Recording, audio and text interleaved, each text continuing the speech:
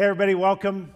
Great to have you. Really glad that you're here. Welcome those of you over in East Hall and those of you tuning in. Thanks for joining us. All right. We have had a great last 2 weeks. 2 weeks ago was Easter, which was phenomenal at every campus, and I always love Easter. And then last week we had Michael Ramsden with us from Ravi Zacharias Ministries. And I was so impressed by his Q&A on Sunday night. If you did not have a chance to come last Sunday night, then you can look at the Q&A and view it on our new website. So make sure you do that. It's well worth the time.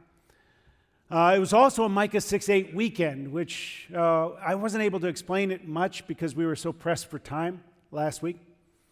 But a Micah 6:8 weekend is when we expose you to some ministries, and then all your giving for that week goes toward those ministries. And the more I learn about what Ravi Zacharias Ministries does, the more impressed I am. They are invited to go where no one else goes. They're invited to go to Pakistan, to Afghanistan, to Saudi Arabia, to Russia, to Harvard, places where no one else goes, and they're able to proclaim the wonder of Christ in those places. So we are privileged to partner with their ministry. But I also want to let you know that along with our theme for this year of Know the Story, it's easy to take it for granted that we have the Bible in our language. And there are some countries in southern Africa where missionaries went at the turn of the 20th century, and they shared Christ, and people came to Christ, but then the missionaries left without ever giving them a Bible, so they had no idea what it meant to follow him. And so now the churches are all kind of sideways, and there's all kinds of cults and that kind of thing that have spread throughout these countries. And so we partnered with a group that is providing for them these African study Bibles that are designed to help them in their culture understand what it means to follow Christ. And through what you gave last weekend, we are able to provide 50,000 African study Bibles for those countries. Oh yeah, you can go ahead, thanks. Thank you. And we're also able to give a gift of $150,000 to Ravi Zacharias Ministries. So I just wanted you to know that I love you guys. Love the way you respond to things. Love the way that you give. And I love what we can do in the world together for the sake of Christ. All right. We start a new series this weekend. It's kind of one of our sub-series. We have the overarching theme this year of Know the Story. And the overarching theme is that God created the world. The world was wrecked through sin, and then God decided to redeem the world. And all the little sub-stories kind of fit into that we find in the Bible.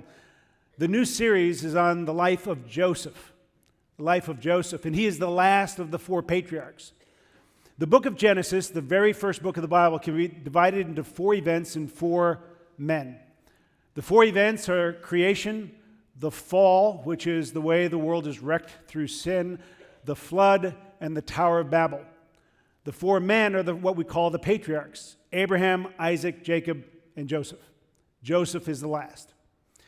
Joseph is the 11th son of Jacob. Jacob finally gets his brother's blessing, finally gets his brother's birthright.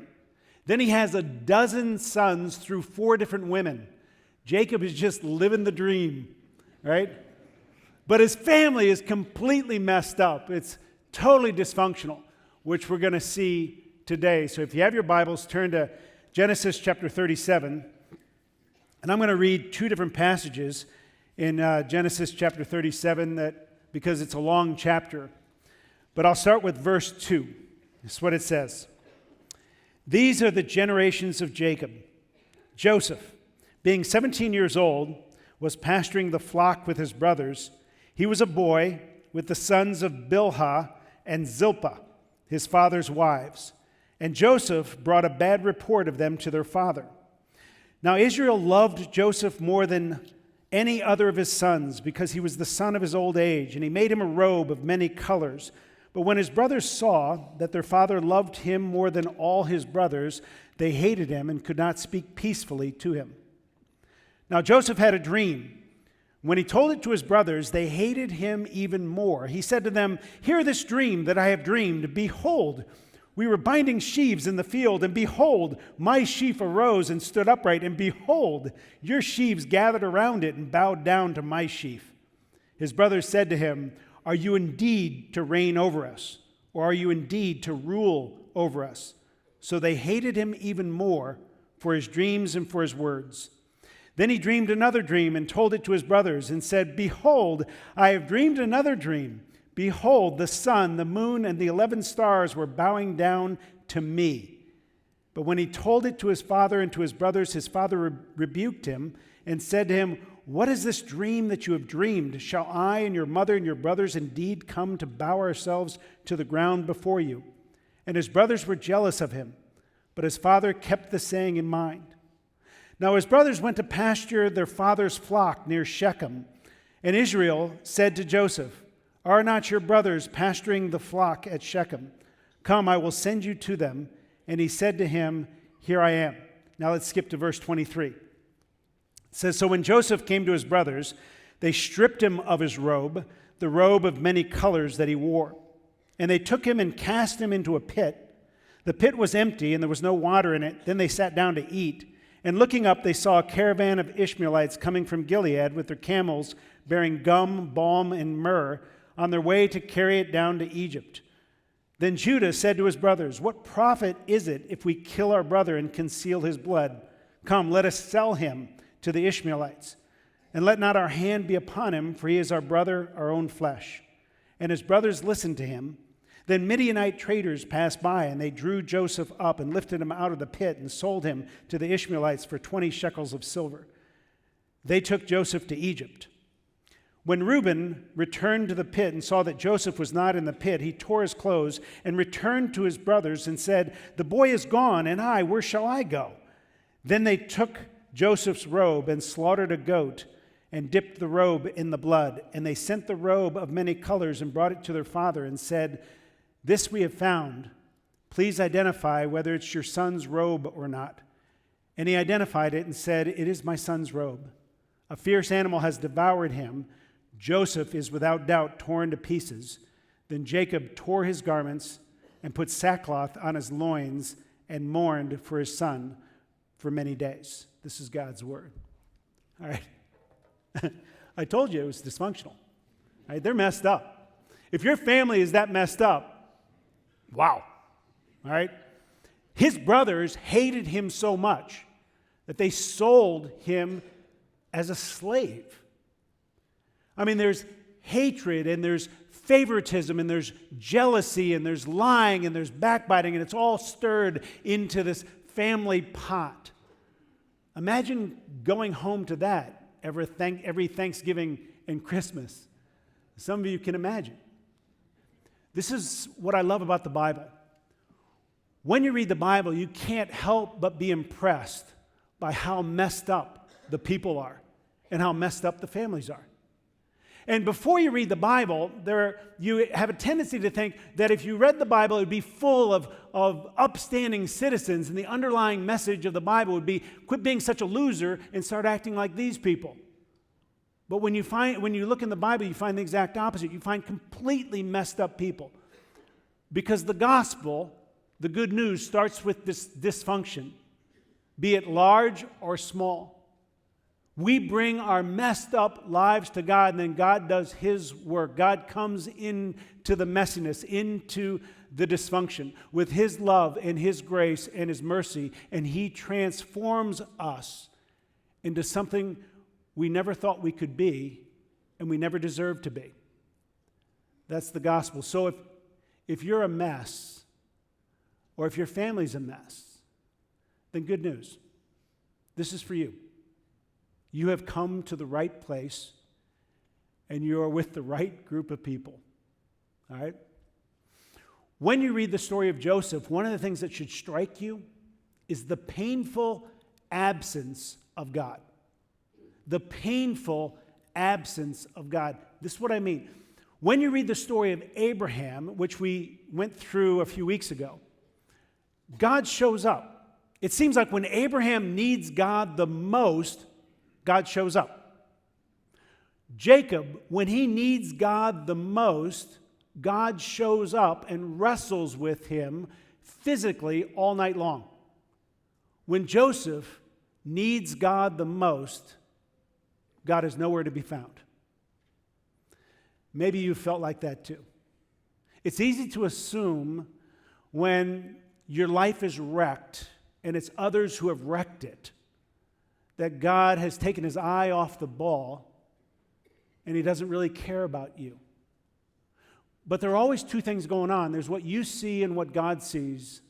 There's what you're doing and there's what God is doing. And we can hardly ever see what God is doing right when he's doing it. We almost always have to look back and see what God has done. One of the things that I hope will happen as we go through this year-long theme of Know the Story, and we look at all the sub-stories that kind of feed into the story, that when it seems like God is not around, we will still have confidence in him when we can't see him. I'm calling this message, When God is Invisible. When God is Invisible. The whole title is When God is Invisible, he is working. For your sake, for his sake, and for their sake.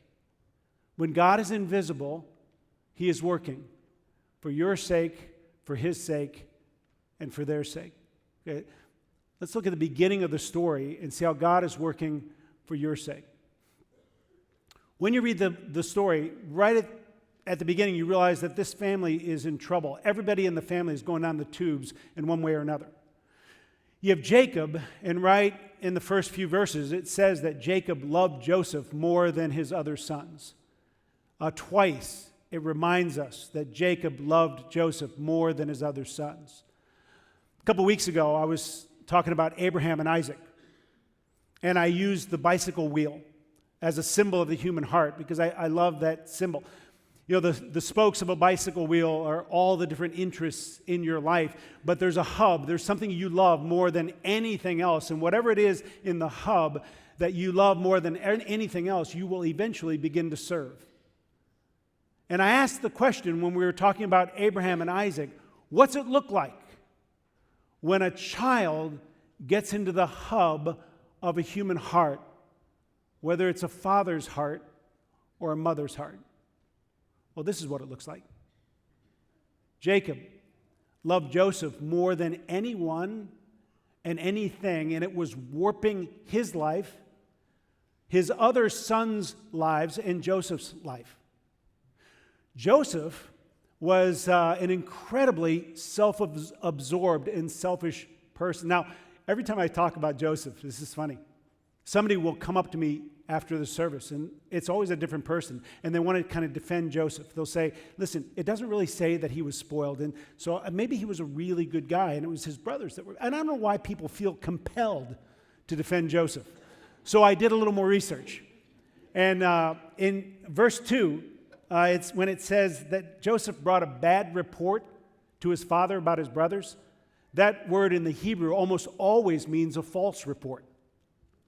At the very least, it means an exaggerated report. So Joseph comes and he tells his father on his brothers, and what he says is not exactly true. Right? And then when he tells his dreams to his brothers, in verse 7, I hope you noticed how many times he said, behold. He says it 3 times. And that word in the Hebrew means, look how fantastic this is.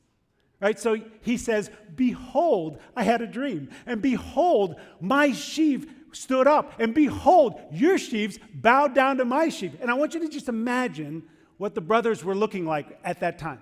Right? They're just staring daggers through him like, seriously. You're saying, and I want you to remember, too, the law of primogeniture. That's the law of the firstborn. In the ancient culture, the oldest brother was the patriarch in waiting. He had all the power. Joseph is the 11th brother. He's not even saying, listen, I had a dream and all of you died and then I had to be the patriarch. He was saying, while you're alive, you will bow down to me. It was beyond the pale. In the second dream, when he tells his dad, and he says, behold, 2 more times. Behold, I had another dream. I'm sure they're going, oh, great. Yeah, share that with us. His dad rebukes him. That's a really strong word. And it must have been terribly difficult for Jacob to rebuke the son he loved. But then the thing that I had never seen before I started studying this week. Joseph, when he goes to Shechem, like his dad says, go to Shechem, go see your brothers. Check on them, bring back a report. Joseph wears his coat. Right? He wears the coat that he knows his brothers hate. He didn't have to. He wanted to. Be like I have a brother in Chicago, my older brother Brian, and my name's Joseph, so this kind of fits. But let's say my dad gave me this watch because my dad has always loved me more than Brian. I hope you're watching. All right? And let's say I knew that my brother really wanted this watch, but my dad gave it to me. And every time I go to visit my brother in Chicago, I wear the watch. And I wear a short sleeve shirt, or I roll up my sleeves so I can see it. And I go, hey, Brian, how you doing? That's what Joseph was doing. Listen, what I want you to know is Joseph was becoming a terribly self-absorbed narcissist who either could not pick up the most obvious social cues from other people, or he didn't give a rip about how his behavior impacted anyone else. And then there are his brothers. And it says in verse 4 that his brothers hated him. It says in verse 5 that they hated him more. It says in verse 8 that they hated him even more. This was a murderous hatred. So you got this family, and there's all kinds of problems. And if anyone has ever tried to do any family counseling, you know how difficult it is because it's so complicated. There's always sin, and then there's counter sin. Hurt people who hurt people. And into that, God moves. You can't see him, but God is moving. God's got a plan, and it's a good plan for Joseph, but it's not going to feel good to Joseph. God's got a plan, and it's a good plan for Jacob, but it's not going to feel good to Jacob. God's got a good plan for the brothers, but it's not going to feel good for the brothers. It's going to be terribly painful. When my kids were little, sometimes they'd get splinters in their fingers or something. And I always hated it when they waited so long to bring me their hand that it was already infected. Because that meant that when I would start to try to dig it out with a needle, even though I was trying to be gentle, my kids would feel like I was trying to hurt them. I was trying to help them, but it felt like I was trying to hurt them. This is what I want you to know. There are times when the love of God for you will feel like he's trying to hurt you, but he's trying to help you. When God is invisible, he is working for your sake. The second thing is when God is invisible, he is working for his sake. All of us look at life from our own perspective. We are all of us terribly self-centered, self-absorbed. And I don't mean that as a knock. It's not a compliment, but it's not a knock. It's just the way we are.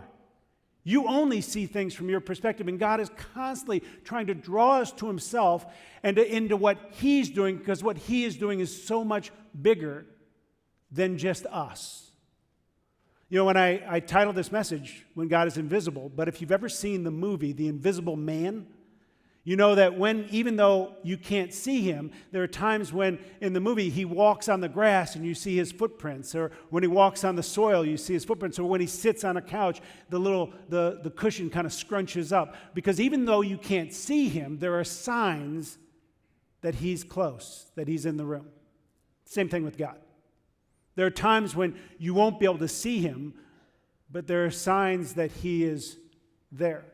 And in this story, there are all kinds of signs. One of the dreams, he gives 2 dreams to Joseph there at the beginning. Later on, and we'll cover this in the next 3 weeks, he's going to give 3 more dreams that are going to be involved in Joseph's life.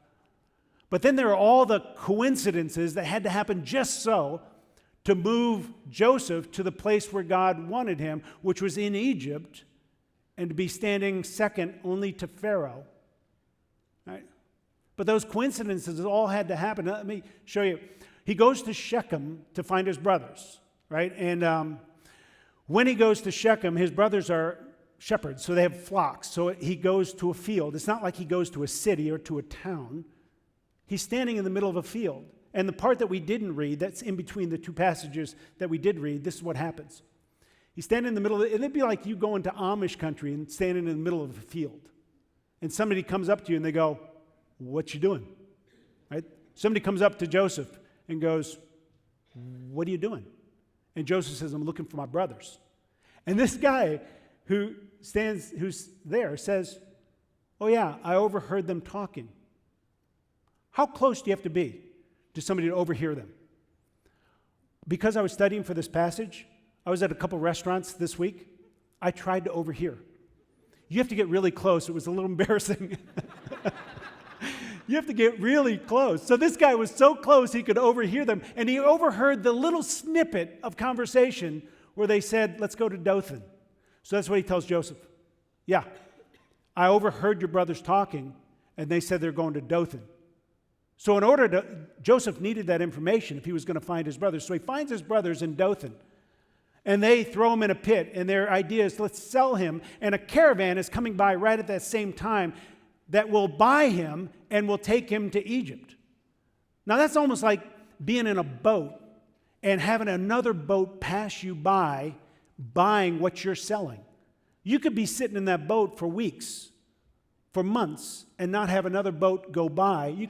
They could have been in Dothan for a long time without a caravan going by that was heading to Egypt that would actually be interested in buying their brother as a slave. But it happened right at the perfect timing. They buy him. They take him to Egypt. In Egypt, he gets bought. One guy bids on him, who happens to be Potiphar, who has a lonely wife at home, which we'll get into next week. And he buys Joseph, and then his wife falsely accuses Joseph. Joseph gets thrown in a dungeon, but in that dungeon, he meets a cupbearer to the king. He interprets a dream for him, ends up being brought out, interpreting a dream for Pharaoh, becoming second in Pharaoh's court. Okay, here's the tough truth. This is going to be hard to take, so get ready. You ready? The plan of God for Joseph, the love of God for Joseph, are completely compatible with terrible things happening in Joseph's life. Let me say it again, because we usually don't think like that. The plan of God for Joseph and the love of God for Joseph are completely compatible with terrible things happening in his life. It shouldn't surprise us, because as we're doing this, know the story and the overarching story, the pinnacle of the overarching story of how God is going to rescue us is the crucifixion of Jesus. 2 weeks ago, we celebrated Easter. Right? The crucifixion of Jesus, absolutely horrible, absolutely compatible with the plan of God and the love of God for both Jesus and for you and for me. Right? I want you to know there's a hiddenness sometimes to grace. There's an obscurity to grace, but God is working. Joseph had no idea. He could not even comprehend that God, in the midst of him being sold into slavery, him being thrown into a dungeon, that God was moving in such a way that eventually he would be in a position where he would save his family from starvation, where he would save all of Egypt, where God would begin to heal him of his own selfishness, where God would heal his brothers of their hatred. God was doing all of that, and Joseph couldn't see any of it. When God is invisible, he is working for your sake, for his sake, and finally, for their sake. A lot of you know the end of that story, and I've already alluded to it. Joseph gets pulled out of the dungeon. He interprets a dream for Pharaoh, and Pharaoh puts him in charge of creating a strategy that will actually save all the people of Egypt and most of the people in the Arabian Peninsula of starvation during 7 years of famine. What I hadn't thought of before, but what is true, is that if Joseph hadn't been sold as a slave, if Joseph hadn't been thrown in a dungeon, if Joseph hadn't been raised up by Pharaoh, then his entire family, all of his brothers and all of his brothers' children would have starved to death. Joseph ends up with a character that is able to wield tremendous power with compassion and a graciousness and a wisdom that he did not have when he was a young man. His brothers end up voluntarily offering to sacrifice themselves for the other younger brother, Benjamin, who had become the favorite. God does all of that. And what I want you to see is that there are going to be things that happen in your life that will seem terrible. And you'll end up thinking to yourself, I don't know what God's doing. I don't know where he is. It seems like he's taken his eye off the ball and he doesn't love me anymore. And God is working. He is working. And you won't be able to see it maybe for a long time. When I was a young man, and I'd first gone into ministry, I was actually 3 years into ministry. And I desperately wanted to be the pastor for my home church in Orlando, Florida. And it was a little church, and at that time they were without a pastor, and I was without a job, so it seemed like a perfect fit. Right? The elders of my home church voted to not even allow me to apply. And when they came over and told me that, I was heartbroken. I remember crying that night and just thinking, why? Why do they not want me so much? They wouldn't even let me apply. So I went through 6 months of being unemployed with my wife and my 2 children. And then we went to Charlotte, North Carolina. And when we were in Charlotte, my little brother was killed in a motorcycle accident, and that church asked me to leave. I got fired from that church because I couldn't process what had happened to my little brother. And so I went through another 6 months of being unemployed with my wife and my 2 oldest children. And that brought me here. I never planned to be in Northeast Ohio. Not that I never wanted to be. I just never planned on it. And I would never have chosen the journey that brought me here, because there were times in that journey where I looked up at God and I said, God, this is the time I need you the most. And you're nowhere to be seen. But God was working.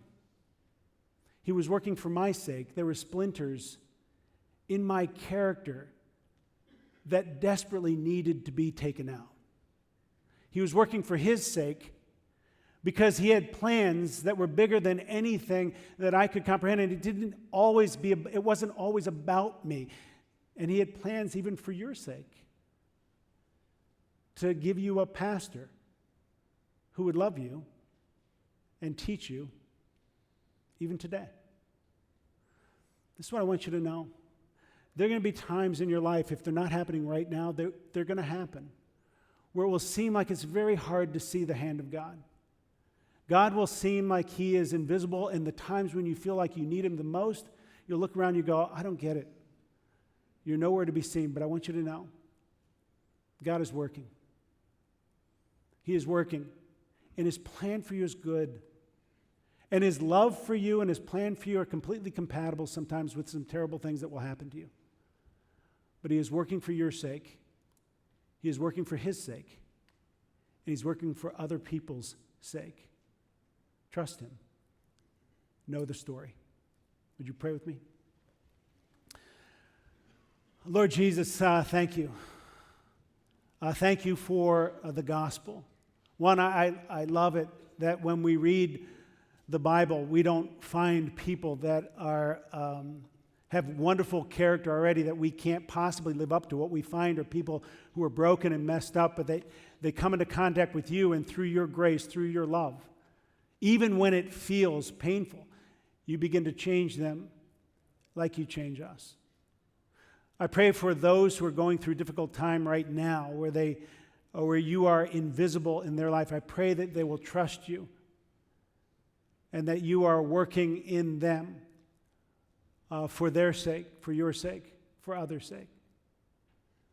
Thank you for your grace to us. And we pray this in your blessed name. Amen.